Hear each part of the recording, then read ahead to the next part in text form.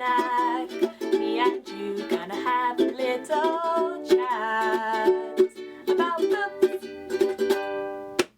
Hi guys! So I am here today to do a book review, and the book that I am going to be reviewing is Warhorse by Michael Morpurgo.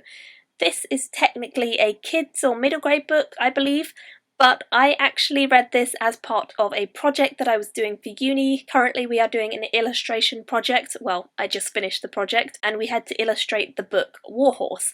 Now I had never seen the film and I'd never read the book of Warhorse, so obviously I picked it up to do so that I could illustrate it.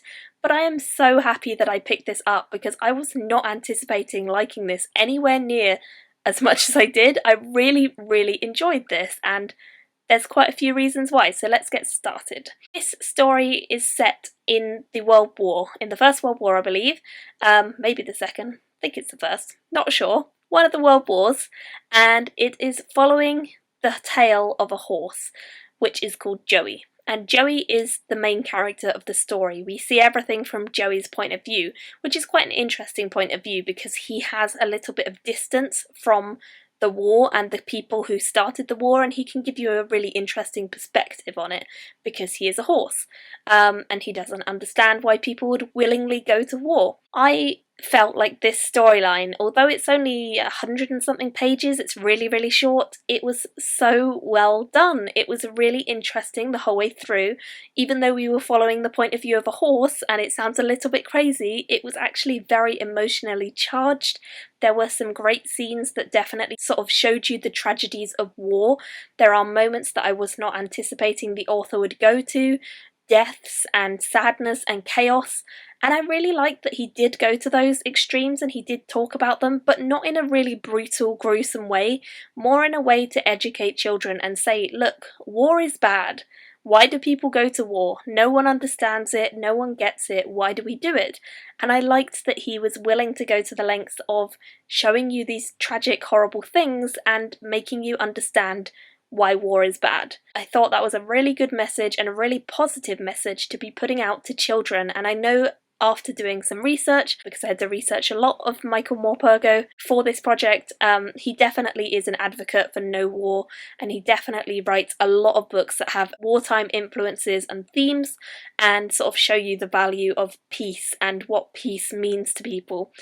I really loved the fact that we got to see inside Joey's head. There are moments where he just can't understand why humans are doing the things that they're doing, and he also has great moments where he makes bonds with humans. He meets some people on his journey throughout the wartime where he wasn't anticipating meeting people and making connections with them, but he does, and it's so tender and lovely to see this.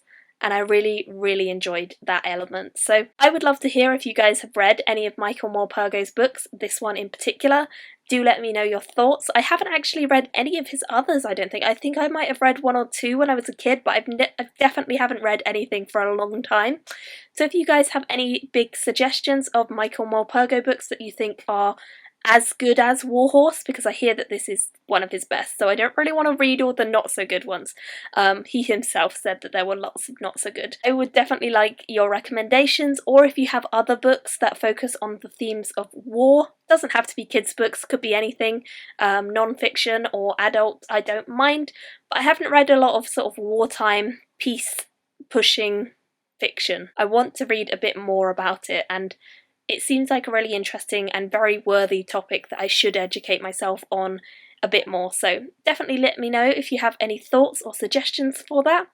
I ended up giving this a 4.5 out of 5 stars. It was really good, fabulous in fact, and I had some emotional moments. I did have a few misty-eyed moments and it was really heart-wrenching, so definitely let me know your thoughts. Thank you guys all for watching, and I will see you all in another video. Bye! Me and